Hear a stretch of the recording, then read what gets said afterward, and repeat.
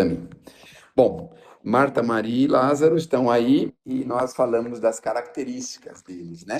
As características basicamente são essas.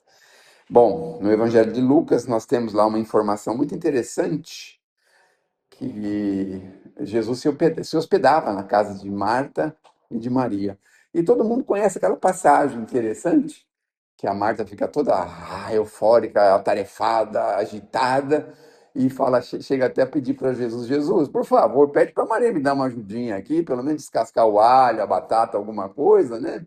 Porque porque eu estou muito atarefado aqui e eu estou sentindo que a coisa está muito sobrecarregando para mim sozinha. E aí Jesus dá aquela lição muito interessante, que Maria aprendeu a boa parte. O que que é a boa parte? Porque vocês já repararam que às vezes a gente menospreza oportunidades de ouro. De repente vem uma pessoa na nossa casa que tem, sei lá, tem uma forma de viver, tem uma característica curiosa, interessante, tem vivência, tem experiência, tem conhecimento. E aí a gente trata ela como se ela fosse, assim, de qualquer jeito. Normalmente quem faz isso com essas visitas são os nossos filhos. Já repararam como os nossos filhos fazem quando chega uma visita? Então é assim, chega uma visita em casa, ele fica lá 10 minutos, meia hora, uma hora, 2 horas, e a gente ir lá torcendo para os nossos filhos descerem no quarto para ir lá cumprimentar pelo menos a visita. Às vezes um irmão nosso, um familiar nosso muito querido. Dificilmente eles descem.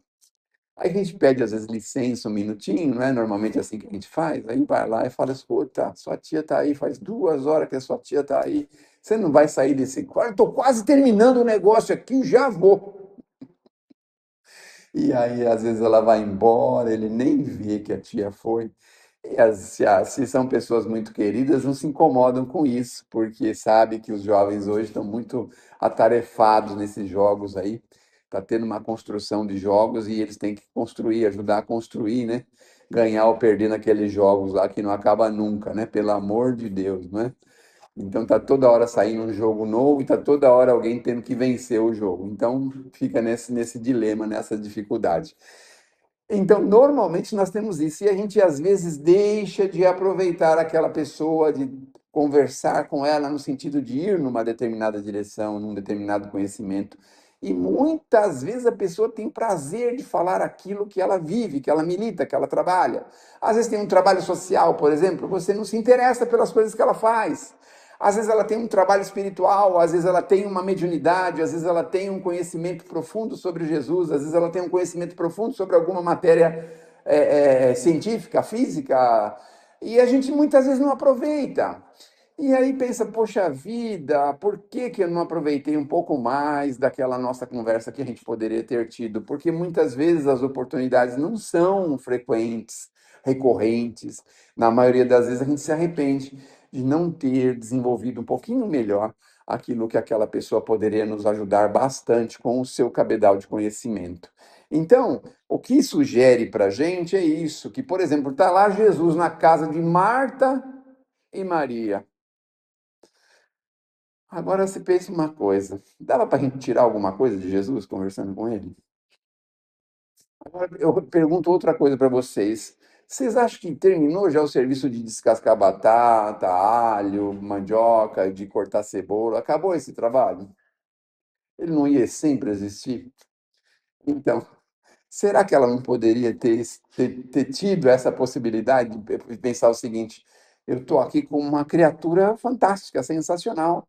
Eu vou também aproveitar isso e conversar e saber o que que eu posso saber de todas essa ciência que ele conhece, que ele sabe. E aí a Marta ficou atarefada lá com as coisas. É o que acontece com a gente que joga fora oportunidades de ouro nesse sentido. Às vezes a gente vai fazer uma viagem, senta do lado de uma pessoa que se mostra agradável em conversar com a gente e a gente não troca uma palavra, não conversa nada com essa pessoa.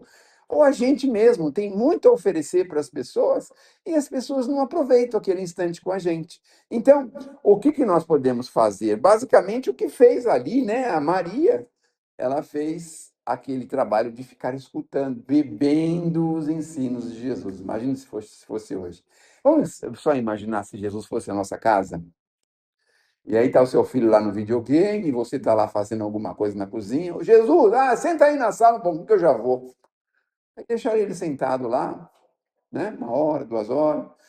Olha, preciso ir embora, vou para outro lugar, preciso fazer outra coisa. Tá bom, tudo bem, não quer tomar nada? Tá tudo certo? Então tá bom, vai com Deus. E a gente deixou Jesus passar, não é mesmo? Olha o que a Marta fez. Deixou Jesus passar e não aproveitou a estada dela com Jesus naquele instante. Bom, mas vamos em frente. Deixa a Marta para lá e vamos pensar na Maria, porque a Maria é que aproveitou. O que será que a Maria aproveitou de Jesus, não é?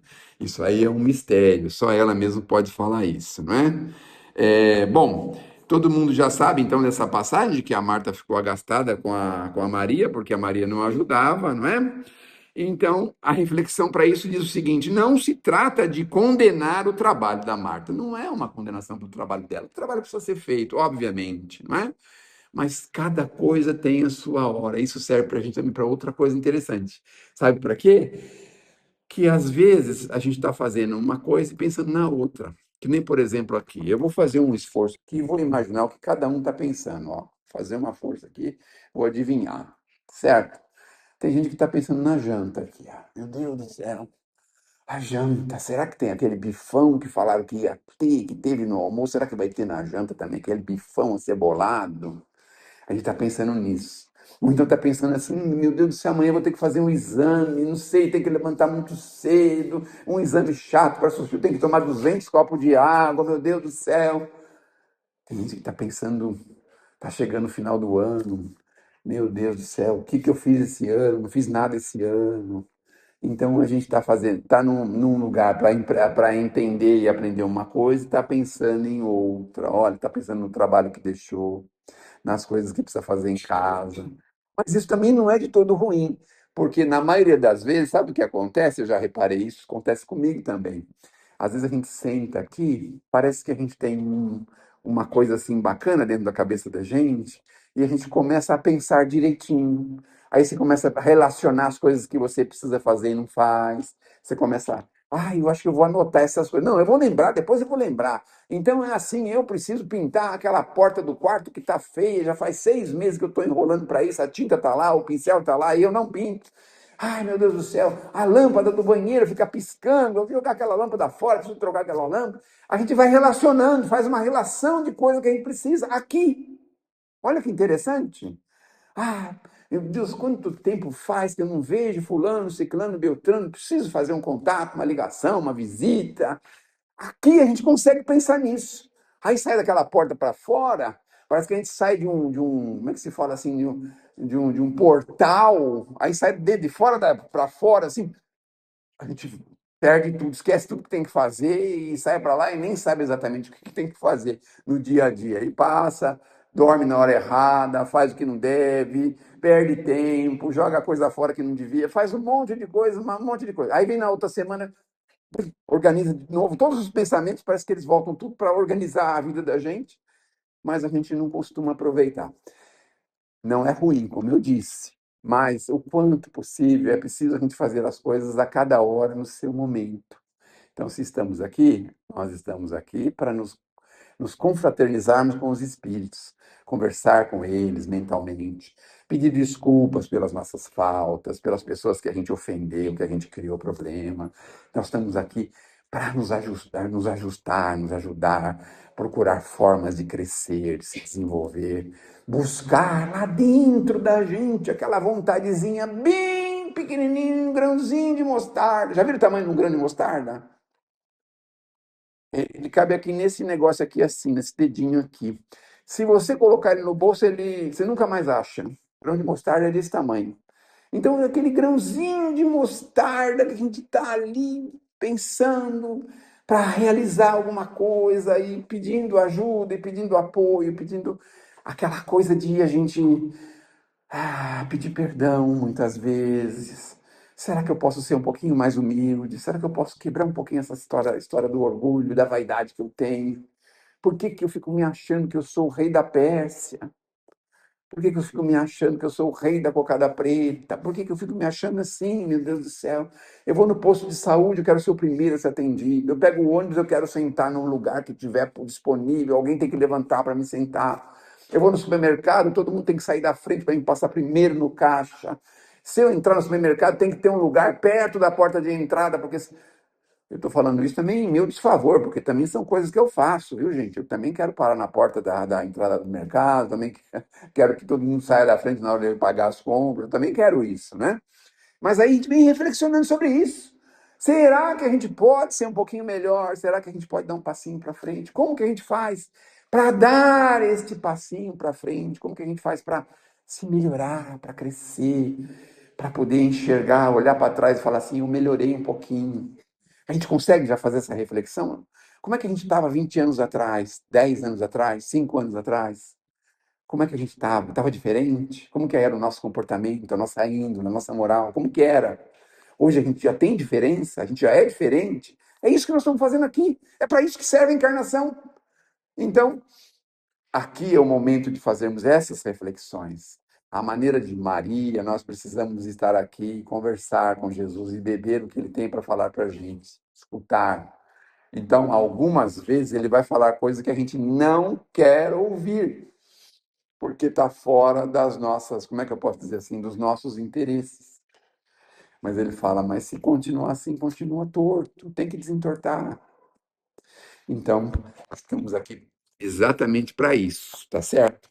Reflexionarmos para isso.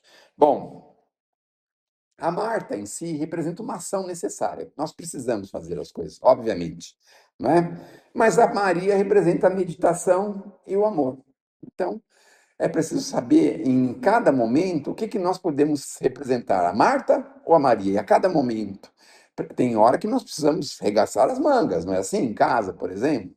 Agora eu vou falar uma coisa ruim para os homens agora, muito ruim mesmo. Não é o meu caso, mas eu ouvi falar, olha o que acontece. E quando a gente chega em casa, se você vê, por exemplo, alguma coisa fora do lugar, uma coisa no chão, né? É você que tem que arrumar, não tem que mandar vir alguém para vir arrumar aquilo. Então, por exemplo, quando você chega em casa, tem a louça cheia de pia, a pia cheia de louça, sabe? O problema é esse. Quando eu morava no apartamento, tinha duas portas, a porta da cozinha e a porta da sala. Quando eu percebia alguma coisa assim meio estranha, eu entrava pela porta da sala e nem acendia a luz da cozinha. Então, se eu não vi o problema, não tem problema nenhum, não é mesmo? Mas agora eu só posso entrar por uma porta. Então agora eu estou lascado. Porque você chega e vê as coisas e é você que tem que fazer. Não é o outro que tem que fazer. Quando você vê uma coisa torta, desgonçada, errada, você que tem que arrumar. Não é o outro. Então, a ação da Maria basicamente é essa: arregaçar as mangas, é realizar o que tem que ser feito. Mas tem a hora que nós precisamos conversar com o mestre, nós precisamos buscar o entendimento com o mestre, ou seja, tem uma hora que nós temos que assumir a Maria, não é mesmo? E sentar lá, sei lá, um cantinho da nossa casa, 5 minutinhos de manhã ou de noite, e conversar com Jesus. Escuta, Jesus, e aí, como é que estão indo? Como é que eu estou indo, hein? Será que eu estou decepcionando muito? Será que eu estou melhorando? Poxa, eu não consigo oferir se eu estou melhor. Não consigo saber. Você não pode me dar uma dica? E aí a gente vai pedindo essa dica para Jesus, para ele nos ajudar a encontrar formas de sermos melhores. Bom, vamos lá em frente. No Evangelho de João, no capítulo 11, temos aquela questão do Lázaro. Sabe o Lázaro? Mandaram chamar Jesus e Jesus teve que fazer umas coisas lá onde ele estava, ele demorou para vir. Quando ele chegou, Lázaro já tinha sido sepultado. Não é isso que aconteceu? Então, mas eu sinto dizer para vocês que esse episódio da ressurreição do Lázaro foi a pedra de toque para Jesus ser preso, condenado e morto pelo Sinédrio. Porque vocês imaginem, gente, Jesus já estava incomodando demais. Todo mundo queria ficar perto de Jesus. Muitas pessoas nem sabiam por quê, mas queria ficar perto dele. Sabe assim, quando você tem uma pessoa que você gosta muito e ela é muito agradável e você quer ficar perto dela? Você nem sabe por que você quer, mas você quer só ficar perto, não precisa fazer mais nada, só ficar perto. E Jesus então arrastava multidões com ele. Então o pessoal da sinagoga falou: "Nós vamos perder todos os nossos clientes. Vamos perder nossos clientes. Quem é que vai fazer as ofertas do templo? Ninguém vai ter que desligar lá as ofertas do templo. Temos que liberar todos os vendedores aqui das ofertas do templo. Vai dar uma confusão, vai dar como é que se fala assim, vai dar uma convulsão financeira aqui dentro do templo. Então nós temos que arrumar um jeito de sumir com esse Jesus. Eles estavam tentando arrumar um jeito. Ah, vamos ver, vamos fazer o seguinte. E se a gente mandar ele numa missão muito longe? Não adianta, ele sabe o que ele tem que fazer. Ah, então o único jeito que a gente tem mesmo é fazer o que com ele? Tirar ele de circulação, né? E aí começaram a arrumar alguma coisa. Mas quando Lázaro chega na família de Betânia, aí as mulheres estão chorando em prantos. Ele fala: calma, gente, ele só está dormindo, ele não tá morto. Nossa, ele está até cheirando mal, Senhor. Já está aqui quantos dias ele já está sepultado aqui? Aí ele manda abrir o sepulcro, aquela pedra pesada, né? Aquela coisa pesada, manda abrir o sepulcro e fala alto lá: Lázaro, venha lá, Lázaro, saia daí lá. E todo mundo ficou assim estupefato. O que vai acontecer, né? É mais ou menos assim, quando a gente está passando de ônibus e está tendo uma confusão na rua, você vai olhando do ônibus para saber o que vai acontecer, né? O que será que vai acontecer, meu Deus? Daqui a pouco o Lázaro sai lá, de dentro do sepulcro, andando com as próprias pernas. Quando o Sinédrio soube disso, agora acabou, porque agora ele está ressuscitando até os mortos. Agora acabou a igreja, acabou tudo. Então agora nós temos que dar o nosso golpe final nele. Então, aí começaram a engendrar o golpe para prender e sacrificar Jesus, por conta deste bendito episódio do Lázaro. Mas o Jesus amava muito Lázaro e a família de Betânia. Então ele não ia deixar de fazer uma coisa dessa se estava ao alcance dele. E aí vem os espíritos para trabalhar e estudar esse assunto. Kardec estuda um pouquinho lá na Gênese e os milagres de Jesus, não é? E aí vai dizendo, mas ele estava morto, não estava? Estava catalépico, não estava, não é? Mas enfim, o Evangelho dá conta de que ele estava lá há alguns dias e que estava até já cheirando mal, em estado de putrefação, né? E aí eu fico pensando, o Senhor da vida está, sei lá, a Terra tem 8 bilhões, 9 bilhões de anos, então ele está pelo menos a 9 bilhões de anos na nossa frente. O que será que esse Senhor, né, que esse Senhor Jesus não sabe fazer, né? O que será que ele não sabe? Porque dizem que ele é o governador da Terra e que foi através dele que a Terra foi criada. Então nós estamos falando de 8 bilhões de anos atrás, né? E o que será que ele não sabe fazer na Terra? Porque tudo isso que a gente vê, não é? Tem aí a força mental de Jesus junto com os construtores siderais, óbvio, não é? Mas o que será que ele não sabia? Porque quantas curas foram realizadas? A gente tenta explicar de forma racional, de forma científica, mas tem algumas coisas que não dá para explicar de forma científica, especialmente as coisas espirituais. Então, vocês lembram daquele obsidiado do Gadareno que vivia em cemitério? O que aconteceu com aquilo? Jesus manda todo mundo sair, todo mundo sai fora e causa aquele problema. Eles assustam um monte de porco que tem lá, eles precipitam no abismo, se mata todo mundo. A gente não tem ideia das coisas espirituais, não temos ideia das coisas materiais. E mesmo das coisas materiais, tem muita dúvida ainda que a gente não sabe. Aqui na Terra, pouca coisa a gente sabe, segundo os ensinamentos dos nossos benfeitores maiores. Nós estamos engatinhando no conhecimento da Terra. E a gente já faz tanta coisa, não é? Agora, imagine as coisas espirituais que a gente não tem noção. Lembra daquela passagem de Jesus e Nicodemos? Ele falou: é necessário que o homem nasça de novo, não é? Para ver o reino dos céus é preciso nascer de novo. E o Nicodemos, que era um doutor da lei, mas Senhor, como é que pode alguém nascer de novo, entrar no ventre da sua mãe e nascer bebezinho, nascer outra? Como é que pode isso?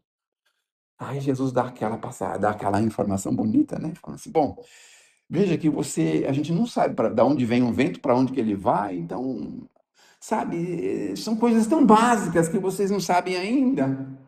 Como é que eu posso ensinar as coisas maiores? Vejam, tem muita coisa que Jesus não pôde nos ensinar ainda. Olha só. E a gente está achando que sabe muito, né? Mas tem muita coisa que a gente não sabe, que nós só vamos saber no futuro, mais para frente, tá certo? Bom, seguindo em frente, o Emmanuel fala no livro Fonte Viva e que recorda essa passagem de Lázaro, ele que o Lázaro representa a alma que desperta após longos séculos de sono moral. Então, a gente também está nessa condição. A gente está meio que assim num estado, como é que se fala assim, num estado sonambúlico, todos nós, porque a gente sai que nem louco de manhã de casa, volta que nem louco à noite, faz as coisas que nem louco na semana, no final de semana, e nem sabe exatamente por que está fazendo tudo isso. Exatamente não sabe. Porque vocês imaginam, somos todos seres espirituais. Daqui a pouquinho nós vamos largar o corpo físico. A gente dá a menor bola para as coisas espirituais, a gente só pensa nas coisas materiais. Então a gente não sabe nada ainda. A gente não sabe nada ainda por isso, porque a gente só pensa nas coisas materiais.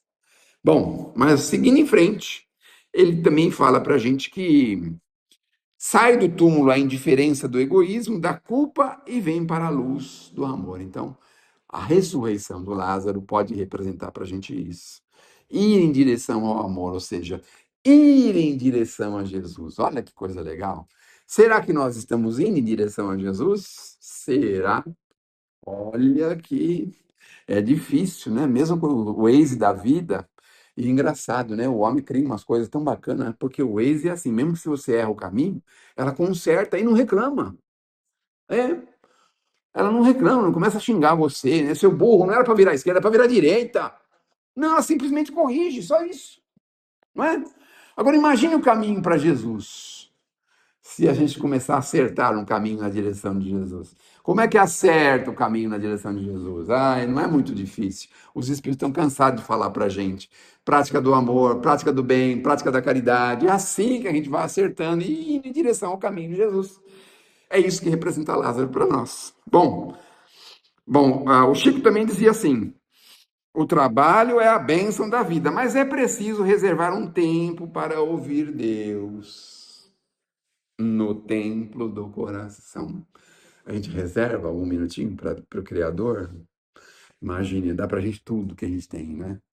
Imagine, vejam só. A gente já fica tão agastado de conseguir o pão de cada dia. Imagine se Jesus, no começo, falasse assim: bom, vocês são muito rebeldes, eu vou mudar o Pai Nosso. Aí ele fala assim: o pão nosso e o ar nosso de cada dia, dai-nos hoje. Já pensaram se a gente tivesse que ir atrás do ar que a gente respira? 80% da nossa alimentação. Você já pensaram nisso? Seria muito difícil, não é? Então, nós precisamos agradecer a Deus constantemente, conversar com o Criador. 80% das pessoas na Terra jamais fizeram uma prece a Deus, gente. Aqui na Casa Espírita nós temos condições de fazer isso. Podemos fazer até agora, juntos aqui, pode fazer assim mentalmente.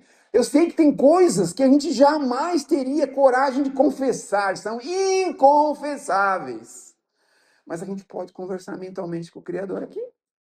Dizer, olha, Senhor, estou pisando na bola, né? Olha o que eu fiz. Coisa feia que eu estou fazendo. A gente pode conversar com ele agora. Olha só. E ninguém precisa ficar sabendo o que nós estamos falando. Olha que legal. Então, conversar com Deus é tão importante através da prece. É isso que o Chico fala aqui pra gente, que nós precisamos reservar um espaçozinho para o Criador. Já pensaram no nosso orientador?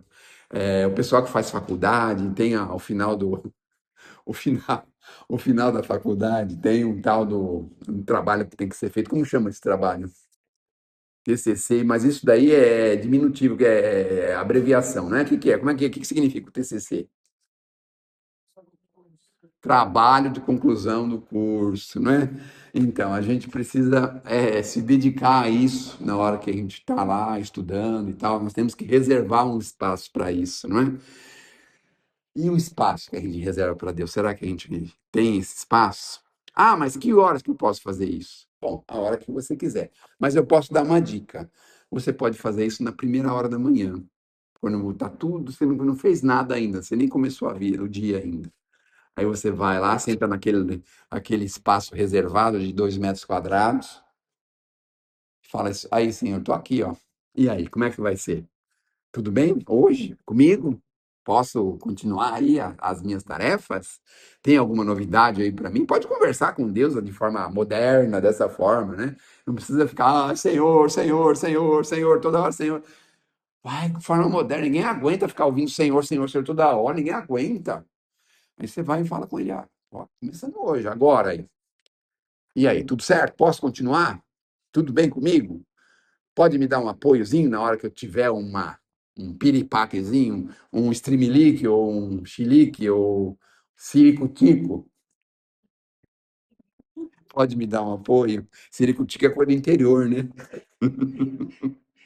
Entre Marta e Maria, a alma encontra o equilíbrio, servindo com amor e amando enquanto serve. Então, a Marta fez o trabalho que tinha que ser feito, não é? E fez bonitinho, serviu Jesus, porque também a gente serviria Jesus, não é? Não teria a menor dúvida. Já pensaram, Jesus chega, nossa, eu tô com uma fome lascada. O que será que eu posso comer? O que será que serviria para Jesus? Ah, eu tenho uma sopa requentada de ontem, Jesus. A gente ia fazer isso com ele? Eu nem sei por que que eu estou falando isso, né? Porque daqui a pouco eu vou chegar em casa. Então é assim: quem tem muito filho, tem genro, tem neto, essas coisas, você chega, tem alguma coisa para comer? Ah, veja lá o que sobrou lá na panela. Já pensaram se a gente faria isso com Jesus? Mas eu não posso falar para a turma lá, falar assim, mas vocês fariam isso com Jesus? Mas quem é que está falando? É Jesus ou é você? Sou eu, né? Se fosse Jesus, seria outra coisa, né? Bom, muito bem. Abrir a porta da nossa casa interior para Jesus. É isso que nós precisamos. É isso que fizeram os irmãos de Betânia, a família de Betânia. Quando ele entra em nós, na nossa casa emocional, sentimental, na nossa casa mental também, não é? As coisas mudam. É como eu disse para vocês, a gente chega aqui, parece que a gente tem uma facilidade de organizar os pensamentos, já repararam isso? Como é facinho? Trazem papel, caneta ou anotem pelo celular algumas coisas que a gente tem de inspiração aqui dentro, é muito legal. É muito bom, vocês vão ver como isso vai ser muito útil para a gente, não é? Bom, Jesus disse para a gente que está registrado em João: Eu sou a ressurreição e a vida. Então, Jesus é tudo que nós podemos pretender. Que essa luz nos inspire a viver com fé, serenidade e amor. Lembrando que a verdadeira vida começa quando. A verdadeira vida começa quando Jesus desperta em nós. Enquanto isso, enquanto isso, nós não estamos vivendo a verdadeira vida. Tá certo? Foi Jesus Cristo quem disse, sob a inspiração de Deus: Vai, Allan Kardec, à terra e fala aos rebanhos meus. Tira o povo da heresia, a minha doutrina amplia, cumpre a antiga profecia que eu fiz perante os judeus. Como na dura Judéia, não temas tua missão, Espírito Verdade, eis teu anjo guardião. Aumenta as glórias do céu, destrói na terra esse véu que esconde o sol da razão. E o apóstolo dileto despediu-se de Jesus e, como um côndor fantástico, mais veloz que a própria luz, ao lado de outros heróis, como ele mesmo, faróis, passou por milhões de sóis. E lá na França, viu a sua cruz.